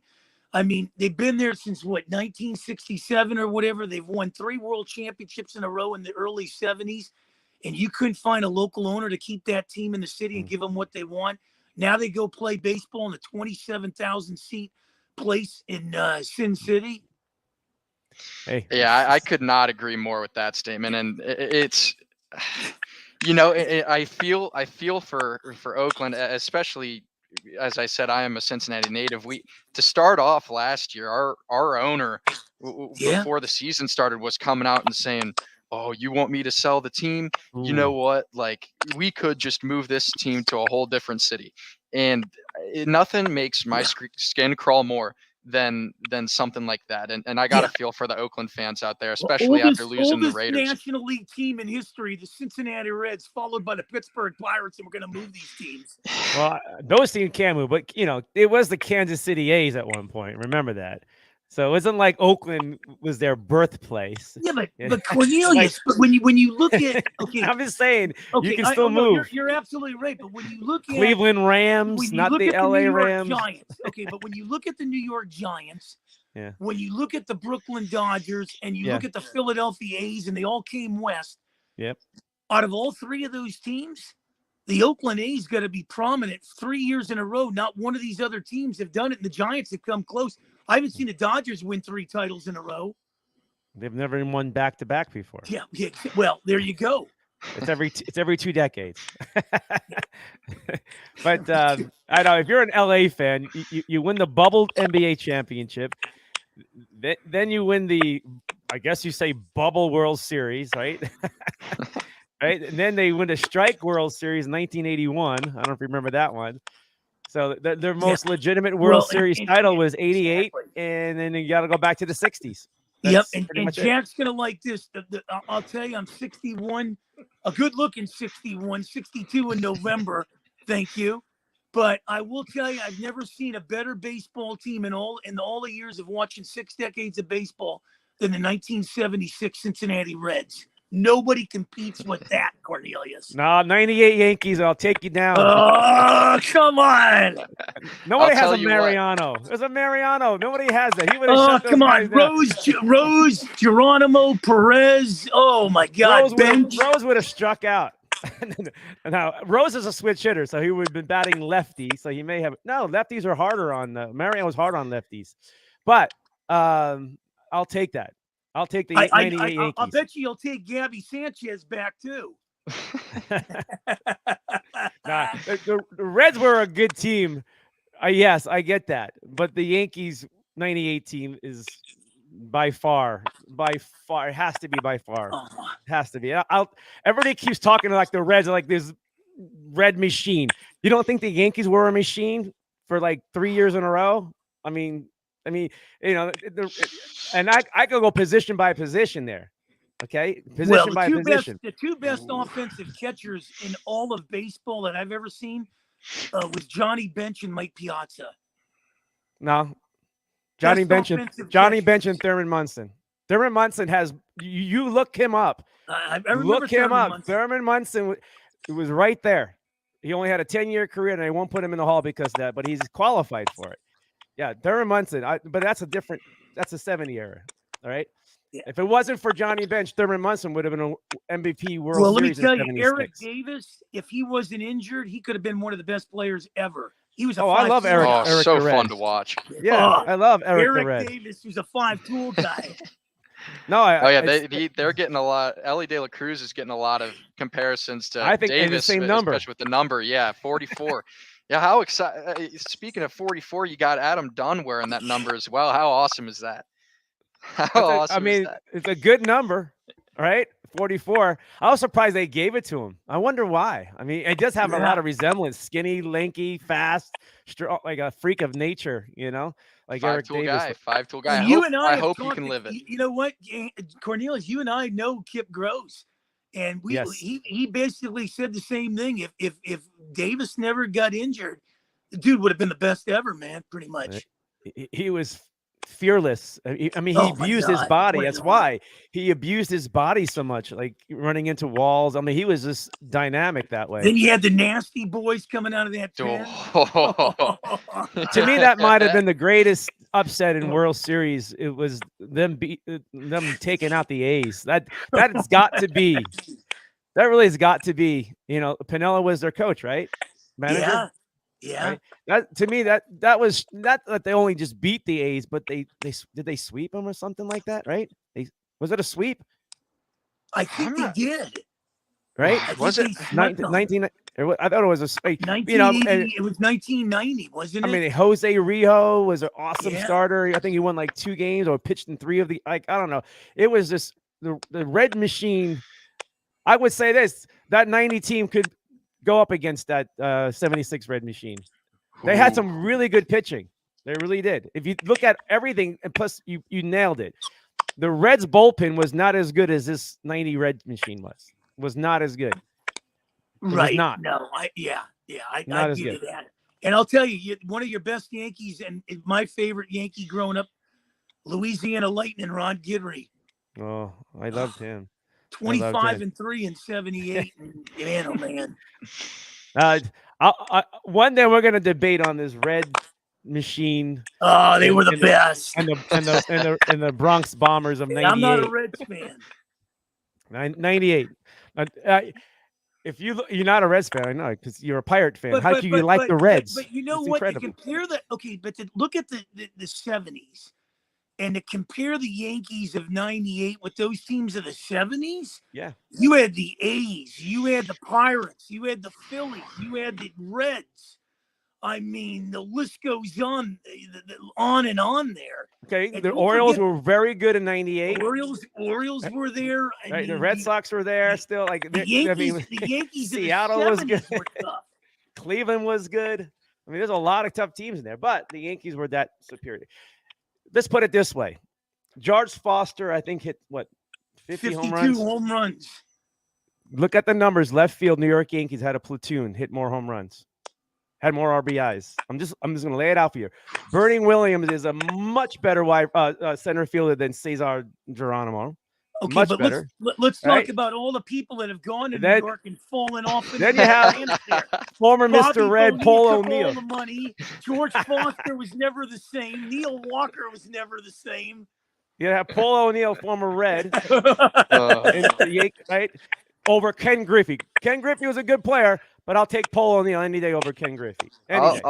I'll tell you what, if you're walking the outfield is Yankee owned in that battle. Yankee owned in that battle. Go ahead, Jack. If you're walking around Cincinnati saying this, I love you it. might be the most hated guy in Cincinnati.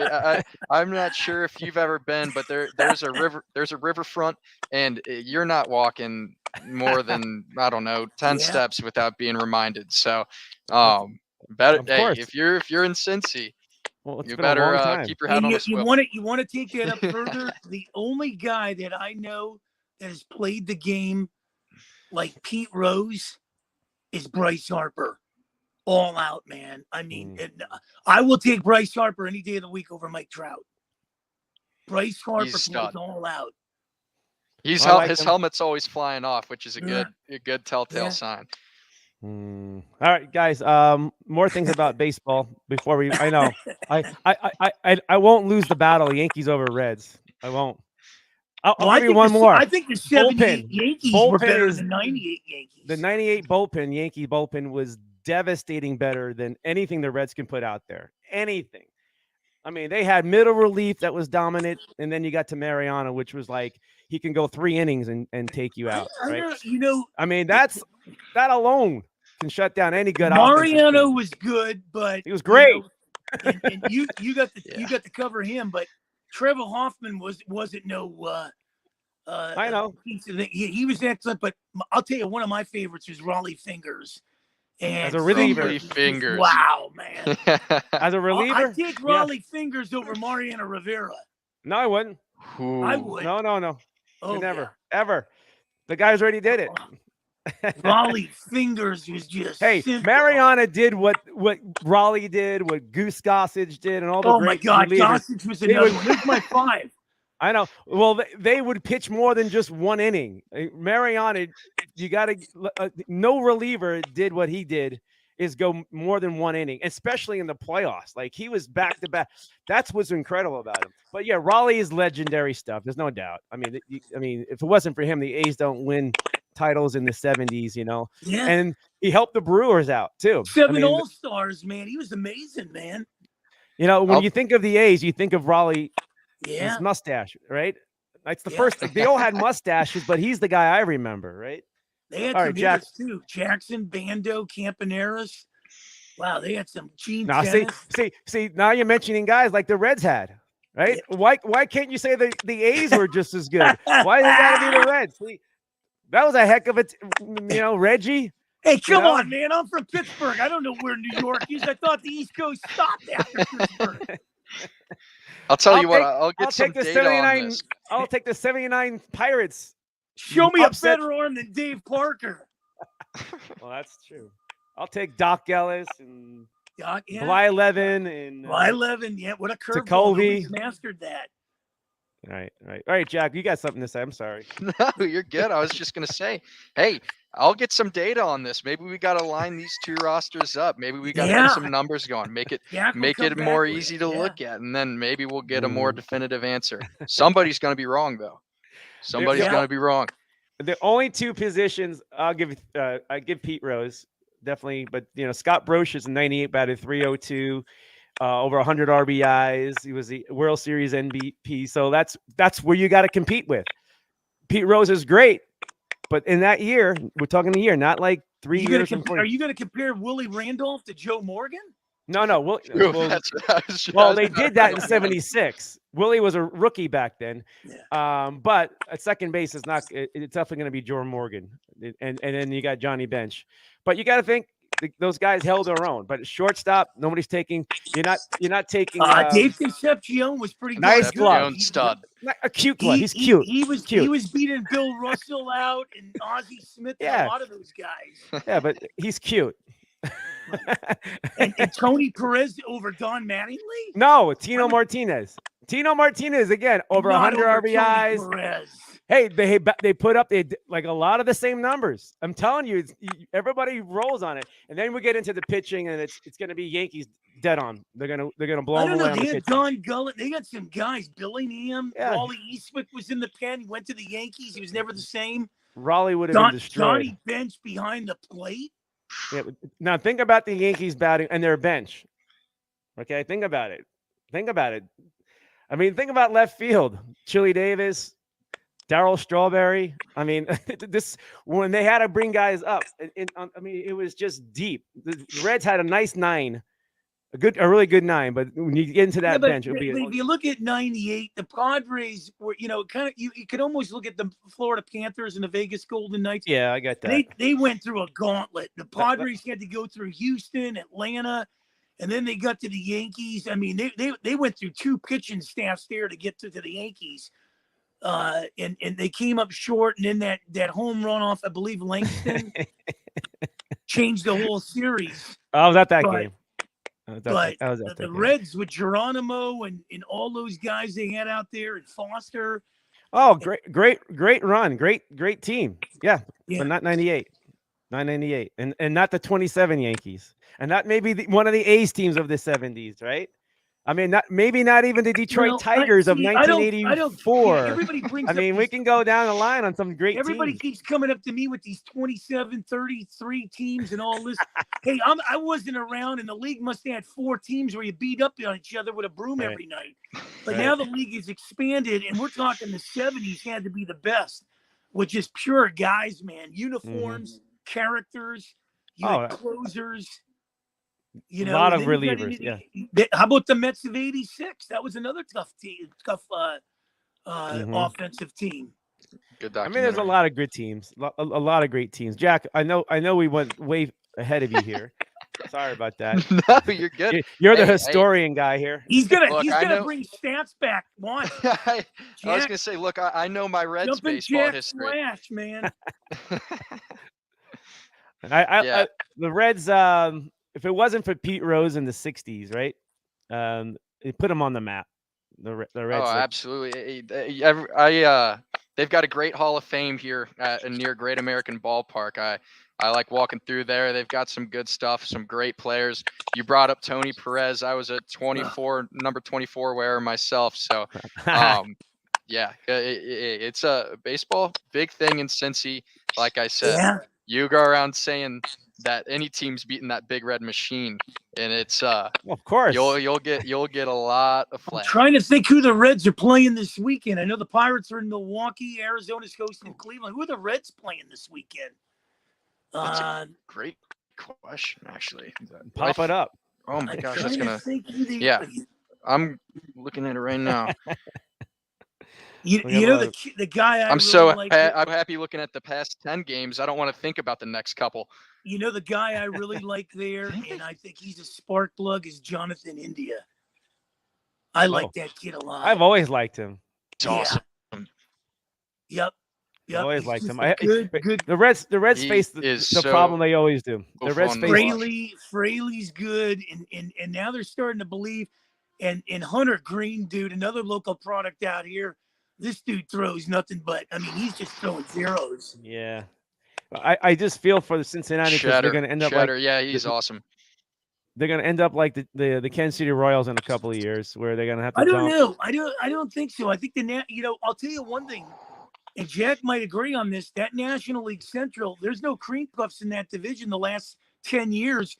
Everybody's taking their chances of winning that division. Milwaukee, St. Louis, Cincinnati, Chicago. The Pirates have always had to battle these guys. So somebody's got to step up and take it. And maybe it's the Reds or the Pirates. I think we don't have. Unfortunately, we don't have the Colorado Rockies in our division. Jack, what are you saying there? No, yeah, I think where we this can is beat the up year. on those guys. Keep going, Yeah, Jack. I think this is the year absolutely where it's like, hey, this is where the division is gonna break wide open. I think, and everybody had the Cardinals winning this division. I feel like before the season started, and look at where they're at. They're last in the National League entirely. But like you said, there is no easy game in this division. I mean, look at the Cubs. Where did Marcus Stroman come from? He was a stud for so long, goes to the Mets. It seemed like he wasn't doing anything. Now he's one of the best pitchers in the league. Of course, it happens in the Central, but who knows?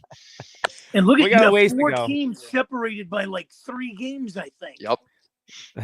Yeah, it's amazing. It's a And gauntlet. the only other division is in your backyard, Cornelius, with the What's that? American League East, which I think you better keep your eyes on the Toronto Blue Jays. Well, they've been saying Toronto forever. I mean, the Orioles are the ones, and the Orioles find more pitching. But Toronto's got a closer in Romano. They got young bats.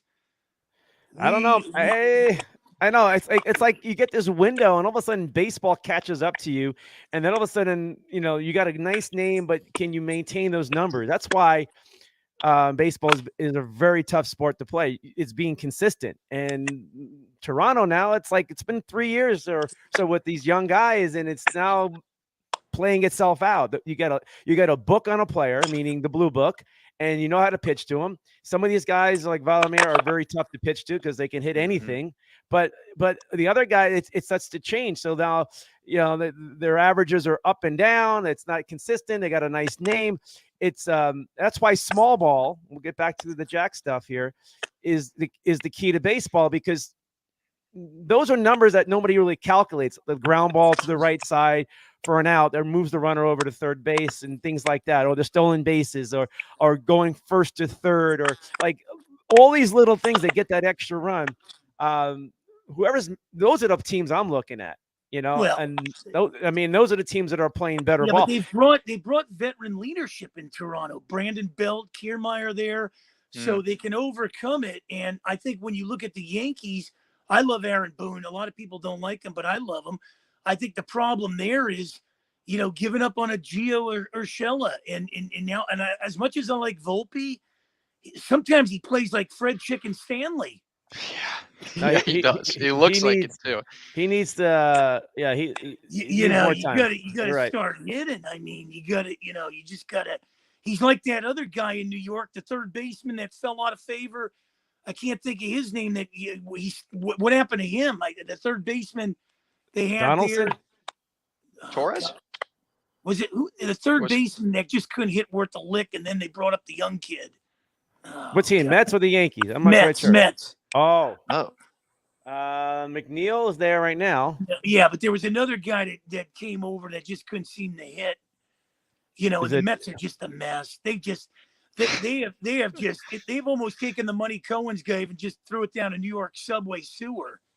Well, Verlander pitched pretty good. Was it yesterday? But these guys, I don't see the Mets doing anything. Yeah, they got cold at the wrong time. They've got Marlins, Phillies, and the Braves have won 7, 8 of their last 10. Mets have won 2 of their last 10, and they just gave up third place to those Phillies, and that's a tough division to get games back in. So we'll see. We're gonna find out. Big market teams who all spent their money or have big payroll money stuff, which one of those teams get into the playoffs? Like it used to be pretty much automatic. Not this year. Like it's parity at this point. But we're also going to watch what teams make adjustments at the trade deadline and try to help themselves out. There's a mindset with those teams that you can just smash your way through, hit the long ball and things like that. But it always goes back to pitching. The Mets thought they had the pitching. They got injured arms and dead arms, and it's not going well. Okay. Well, that's the problem. Look at the Braves. I mean, they just brought up a guy that was a quarterback that pitched tonight. I mean, the Braves are just got an influx of guys. They blow out a guy like Friedman. They bring in a guy like Olsen. They don't miss a bit. They got Albies there. Austin Riley's a stud. Yeah. And Acuna's a 5-tool guy. I mean, that Atlanta's going to own that. We're going to get back to the 90s when Atlanta was running roughshod here. They've got that Michael Harris too. Who they just locked up for a while. Yeah. You guys are good. Hey, Jack. All right. I know we're running low on time here. All right. So we're going to see you in a few weeks here. Let's see. He's going to bring the graphic back, baby. Yeah, I got to. I got to now. We talked too much about it. We definitely got to bring it up now. You'll be surprised. I've done this numerous times. You'll be surprised. But it'll go back to the money. It'll go back to the pitching. It'll go back to starting pitching, and it'll be hands down Yankees starting pitching and the bullpen. And that's where it's going to really separate. Everything else could play even or not. But I think the whole outfield of the Yankees outdoes the Reds. Then it gets interesting in the infield itself. There's no bench in Cincinnati. That's where it starts to break down. Well, you'll see. But in New York, when you guys are winning all those titles in the late 90s and everything, I think the league took a week off or a year off. I mean, the Marlins, I think, won it 1 year.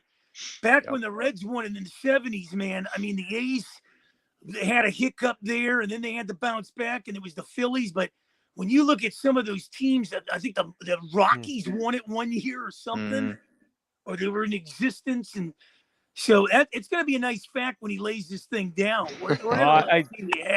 I I'm can't ready. wait. It's all up here. It's all in my head. I've seen this already. I'll walk into Cincinnati and then like with a microphone and a little boombox thing and start like praising this stuff all over up and down the riverfront sidewalk there, whatever. 2 words. Good luck. Good Yeah. luck. And they were, and you know what? That year, if I'm not mistaken, I think in '76, and you can look that up, Jack. I think Yeah. they blew the Dodgers out by 20 games, and the Dodgers had an infield with Garvey, Lopes, Russell, and Say, and all those guys. And I think they if had I'm not one mistaken, yeah, they had that one series. I forget. Then it was I mean, it's fairly easy. I mean, for the Reds in '76. the Pirates didn't play them in '76. They beat the Phillies in the National League playoffs. I remember that.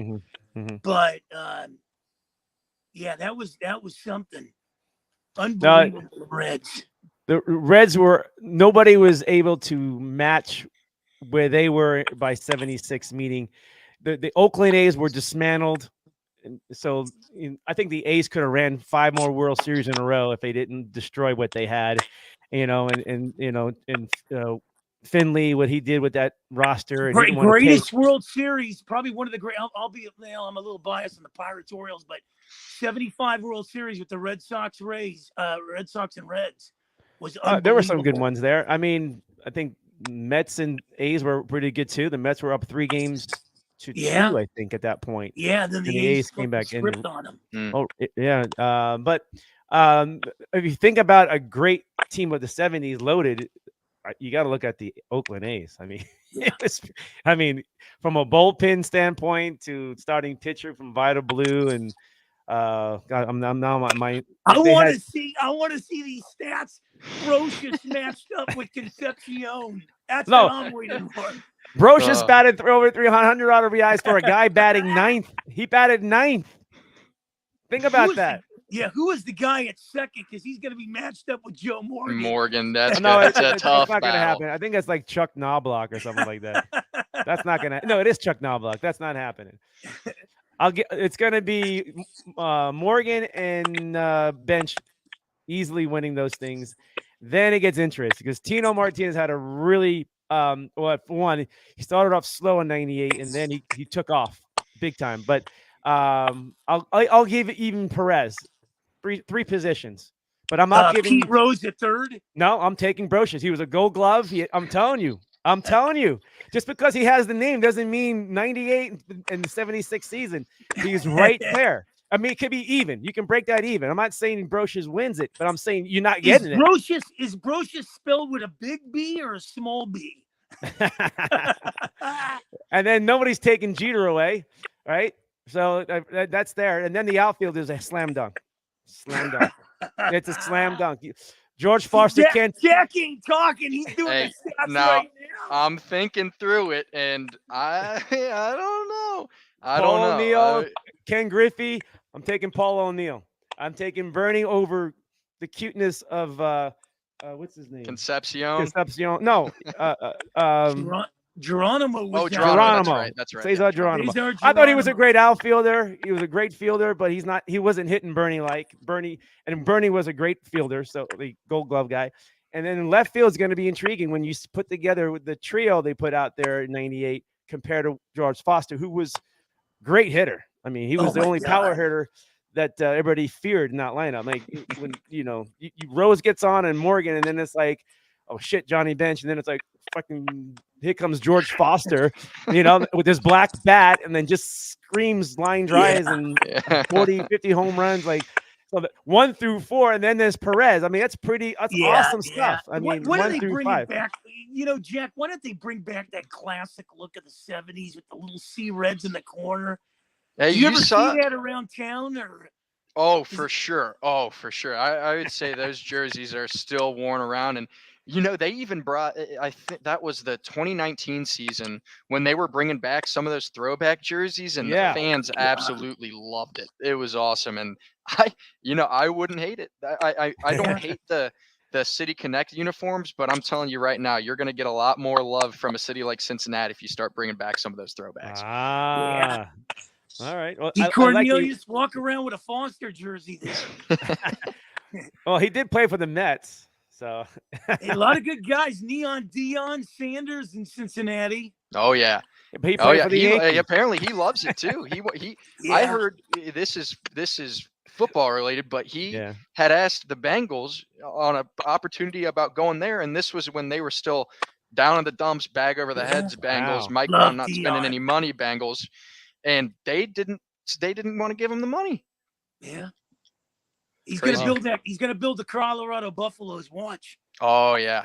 Oh Yeah. yeah. I mean, do you see the comparison from last year's to this year's spring game? Oh yeah. Hey, I got to give George Steinbrenner some credit though. He drafted John Elway and had him in a Yankee John uniform. Elway. He was yeah. about to start if that baseball deal didn't go through, whatever, he was Mm. going to be a Yankee, and he was going to be a Yankee. He was set. He was ready in spring training. He was having a good one, and then he also drafted Deion Sanders. So the Yankees did, and Deion was he was fantastic, but he wanted to play football full time with Atlanta at the time. But I don't know if you remember his inside the park home run. You got to look it up. yeah. Was that? That against wasn't Kansas Bo City. out there, was it? Bo Jackson. He hit It was over. it was Bo Jackson. Yeah. And yeah, you got to watch that highlight. It was pretty dynamic. But Yeah. he was that good. He would have been a great leadoff hitter if he was full time Deion Sanders. Like the speed, everything about it was just easy game for him. Yeah. Very You know what? easy. We gotta talk about the rivalries. Everybody talks Yankees, Red Sox. Nah, You know, that's boring. Dodgers, Reds, Pirates, Reds, Mhm. Cubs, Cardinals. There's some good rivalries out there that get overlooked. And why am I being force-fed the Yankees and Red Sox Sunday night on Father's Day, man? Come on, Cornelius. Give me the Pirates and Brewers, baby. And nobody's gonna watch the Brewers. Come on, man. Nobody's gonna watch the Brewers. Fed the Yankees and Red Sox. Yeah, I mean it's ESPN, man. You got to do what they do, right? They got producers in there who are Yankee fans and Red Sox. Some dude running the camera must have ties to New York or Boston there. Well, I will say this: these teams have not been on Sunday Night Baseball since the beginning. I think it's been very. So I think that they just played it out, so far. It sounds like the Dodgers are on every night. That's the thing. Mhm. Like, and they're going to have a hard time in the network trying to, when the Diamondbacks are getting more publicity, they're on ESPN again, or ESPN Plus, is like trying to transition to these teams that are winning. Yeah. And, it's like not the most popular city teams and it hurts their ratings, and they're just looking at, per capita. Yeah, it's like the guy I met in a donut shop wearing a Denver Nuggets shirt. And he didn't know, he couldn't tell me 3 nuggets. He was stumbling. He said he had to go. I said, yeah, you probably looked at the sports page and decided to buy a shirt because they won. He got a donut nugget is what he got. Oh, my God. And the Nuggets are a 1-year wonder. Come on, man. Well, I don't know about that. That I don't know. I like, but anyway, that's a whole different thing. I like Jack. I just don't like him when it's the Pirates and Reds or the Steelers and Bengals. Oh yeah. Hey, that ought to be fun this upcoming NFL season. I think the Steelers, they did really good this offseason. Yeah. I like Kenny Pickett too, as much as I don't like the Steelers. So I think the Steelers are going to win that division. I really do. I think they're loaded up in many ways, but it'll play itself out. Plus, they always win. So it's like you're looking for like 2-3 more wins in that record. And now you're looking at 11 to 12 wins. And that's division stuff right there, right in front of you. Unless the Bengals are just like going to go off and they're going to have to win 14, 15 games, which I don't see it. I don't see it. I don't even see the Chiefs getting that many wins. Like, I think it's, so it's going to be what's that? My buddy sending me a text about Conor McGregor knocking out a mascot and being charged. Oh, did you see that? You went to the ER. And then he shoved his tongue in some girl's mouth in the bathroom. He was in the bathroom with his entourage. And then the security shoves this girl into the bathroom who's having this issue. And for whatever reason, he comes out of the stall and like lays one right on her mouth. It's like this guy is like he's drinking too much of his own. Right? Take the kid out of the city, but you can't take the city out of the kid. Oh man, I don't know what he's got inside there. Anyway, Jack, anything else before we let you go? Let's baseball related. No, I think we just about covered it. I'm looking forward to the next time I'll get some numbers on that thought there, the All right. Yankees Reds there, and I really appreciate you having me on. No problem. Hey, and we're gonna wait and see what goes on for the next few weeks. Yeah, it'll be right. I would say right before 4th of July, so 2 weeks from today, basically. Yeah. No, wait. 2 weeks from today is not a good idea. It'll be, gosh, it's gonna be in July for sure because I'm taking some time off. So it'll be somewhere around like July 17th. So it's about a month away before I get you back in, Jack, for that. sounds good. Yeah. If you got any topips, I'm your guy. So we'll definitely get some numbers rolling out there. Yeah, we're gonna do one show next week, Thursday, and then it's gonna have a couple of weeks off, and then back in July, and we'll see where baseball is and all that, and then football will be hot. Training camps. Yeah. Oh yeah. So. Yeah, that's gonna be something. So by the way, I will be going to Cardinals Bengal game in Arizona, and I'll be going to a Steeler Ram game in LA. So you guys. Oh so yeah, definitely. I'll be on that wagon train. Because I'll be on that Steeler Vegas one.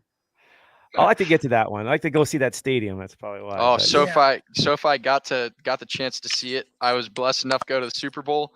Wow. Oh my goodness, Bengals, Rams, incredible. Obviously lost. Did you meet a lot of people? Did you ask a lot of people who Kenny Anderson was and Icky Woods, or did they already know it? No, but I did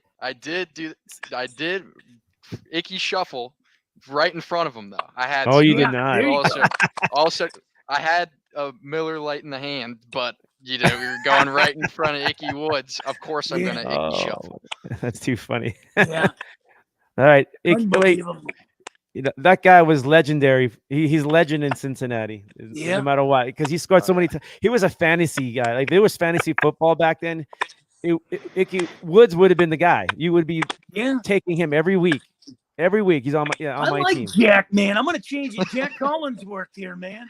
I appreciate it. All right, Jack. We'll see you. We'll see you in a few weeks. Yeah. Here. All right, thanks for having me on, guys. All right, have a good night. Great guy, man. Yeah. All righty. Jack Laudick. What do we got? Another 5 minutes, 10 minutes? Yeah, our baseball insider, Jack Laudick. Yeah, he was good, man. Yes, I like him. Yeah, it's going to be like a monthly thing as we just let things play out, and then what's my camera? Am I in a fog or what? Does it look a little light? Or yeah, it's a little. Is it on your end? No, it's lighting. It's lighting on your end. It's lighting on your end. So how would I get rid of that? I don't know. No, you're fine. I can see you. No, you look. You look good. Yeah. Okay. You look fine. You look good. All right. Let's finish it off. Okay, with two things. Okay, the NBA. Does it go more towards the big man now? That you're going to have to, in the West especially, the Western Conference, you're going to have to make sure you have a big guy to defend the Joker himself. Like that's the trend that you're going to have to find somebody, and maybe two guys on your roster if you can't find a big time player. There's a reason why the Phoenix Suns will not trade and get rid of Ayton, because he's still a big body, and maybe with a different coach and get him right, they may have enough to match up against a guy like that. It's a different mindset. We'll wait and see. But you do not get rid of big guys now. The fact that if you want to win an NBA title, knowing that Denver, especially coming out of the West, there's no reason why they can't go back. I mean, unless somebody can find a roster that's going to fit and match that. You thought Miami had a shot with their big guy, but that big guy did not play at the level as the Joker did. So you got to play at an elite level. Anyway, your thoughts on the NBA getting back to the big man, the center, coming back to the NBA. And this is great because it's post LeBron stuff. Probably. Well, I will lead up to that, but things usually run in threes with the Padres we were talking about earlier, having to go through a gauntlet of Atlanta and Houston before they faced the Yankees in '98. Right. We saw the Florida Panthers have to go straight to get in the playoffs in the last day or so. and then take out Boston, Toronto, Carolina, and they were gassed against Vegas. Right. Now we saw a Miami team take out the top team in the NBA in Milwaukee, and then take out another top team in Boston. They just lost. They didn't have the firepower to go against Denver. I don't know. I hear people talking about Jokic being the best center they've ever seen. Obviously, they haven't watched basketball for more than 7 games, because Jokic, to me, couldn't carry Kareem Abdul-Jabbar's, Hakeem Olajuwon's, Moses Malone's jockstrap. Well, So he's putting up some good numbers. So putting up some good numbers, maybe in a watered down league. The league has changed since we've seen Showtime in Chicago and Kobe and Shaq, and then we got to where it was coming back a little with the Warriors. But it's a feel-good story in Denver, and I don't want to blow out the parade and have everybody sending me mail from Boulder and Vail and all that. But I will tell you this. Let's not trip over our feet in Vegas and telling me that Denver is going to come back and win this thing again. There's other teams there. And the answer to the point in Phoenix, nobody really cares where Chris Paul's going or Kevin Durant. We've seen these guys. It's not big news like it was at one time. I love Frank Vogel, but does anybody really care if Chris Paul comes to LA or Kevin Durant decides to leave? These guys have been more than hotels and some stewardesses have. And you know what? Give me a guy like Jimmy Butler who busts his ass every night. I like Jimmy Butler. Yeah, I thought he was carrying that team in that last game. They had 12 guys that were undrafted. Spoelstra's been there. I mean, hey, listen, if you look at Pat Riley's philosophy, you're a nobody, then you become a somebody, then you become a contender, then you become a division champ, world champ, and then you become a dynasty. Miami's going to be back there before we see Denver back there. I will tell you that. I don't know when Miami's getting back, but I think Miami's a team that will get back there. The East is going to be a dogfight, man. I just don't know who in the West can right now at this point until we see how things change in the offseason. I don't know. You got the Lakers with Gladys Knight and the Pips and, LeBron James, and then it's a cast of characters there. Phoenix is trying to find themselves. Phoenix gave them their most difficult challenge in the playoffs, and it wasn't even. They got blown out a bunch of times. Phoenix too, in that they lost 4-2. If you want to measure that, but next year is always a new year and different things, different rosters. But you got to like what they have. A young team. They're all under contract. I think they got one guy not on the contract out of the whole roster in Denver, so I think they're going to be just fine. And they can add to it if they really needed to. So until Brooklyn's somebody can match that. Tough. Brooklyn's going to be awfully tough. But in the West, in the West, when you look at the West, it might be Golden State. Let's face it, Minnesota's going backwards. There's quite a few teams. Portland's trying to find themselves. They're getting ready to deal Lillard out of there. Yeah. The Clippers are trying to find themselves. Right. They're going. I mean, it's wide open in the West. Nobody can. Denver right now could be the bar, but that's what I'm thinking. Yeah. In the East, but see, here's the problem with that is it's kind of like in football with the NFC and the AFC. You can lose 4 games and still get in the playoffs right out of the bat. In the NFC, you lose 3-4 games to start the squads in the AFC, you're not getting in the playoffs. Remember the Steelers were 3-7 last year and nearly got in. Now you got Rodgers over there. You got guys over there. I get that. You got Sean Payton in Denver. It's going to be a dogfight in the AFC. And let's put it this way: when you come out of that, you're going to crush anything in the NFC if they haven't been tested. I agree with that too. I do agree with that. It's going to be a fun one. We're going to watch how it plays out. Summer football camp, preseason games have a way of being detrimental with injuries and stuff. And the way I look at it, Mark, is the team that has the best depth, the most depth on their roster. Not just one backup, like 3. Like the teams that have done that the best were the Pittsburgh Steelers. Yeah. Other teams did a good job, but the Steelers, if you really look at it, you got to look at their roster and what they did and what they drafted. They are extremely deep. Well, and not only that, if I can even at quarterback, right? If I can close it with this, and Jonathan Taylor with the holdout in Indianapolis, and they're kind of, maybe it's a conspiracy theory and not paying running backs. Ezekiel Elliott. We're seeing some of these guys threatening to sit out or whatever, or negotiate their own contracts. You cannot win a Super Bowl without having a running game. And you don't win it. You do not win it. You go back to some of these teams, the Franco Harrises, the Tony Dorsett, the Roger Craigs. You don't win a Super Bowl without a premier running back. You need to have a balanced attack. Otherwise, they'll eat you up. It's amazing how I think the only Super Bowl that didn't care about running or defense was that Eagles-Patriots one with Nick Foles at quarterback. That was like the only Super Bowl that didn't have any, like it had one defensive play. It was when the Eagles solidified their championship, when Brady had the ball and they sacked him and it was a fumble and the Eagles recovered and that was it. That was like the only defensive play in that Super Bowl. But you're right. It's still the game is still in many ways has not changed. You still got to run and you still got to stop the run, right? On defense. Yeah, the 49ers, before they got McCaffrey, were just swimming in a water full of sharks. Right. And he took them to the NFC Championship. They came up short. Injuries and everything played a big role. But imagine if they didn't have a running attack.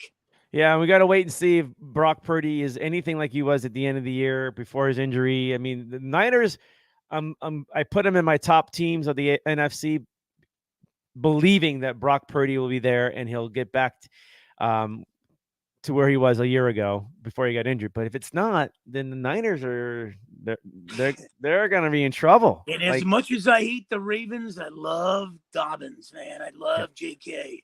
Oh, I hate you. Well, of course, but the Ravens still have their own issues. They're thinned out. They're like, I don't think the Ravens are making the playoffs. To tell you the truth, Yeah, they're not making the playoffs. Yeah, that's going to be a tough one. It should be interesting. The Chargers got an offense. Where's the defense? Well, hopefully that'll be there too. Their coach will be fired by halfway through. He's done. Yeah.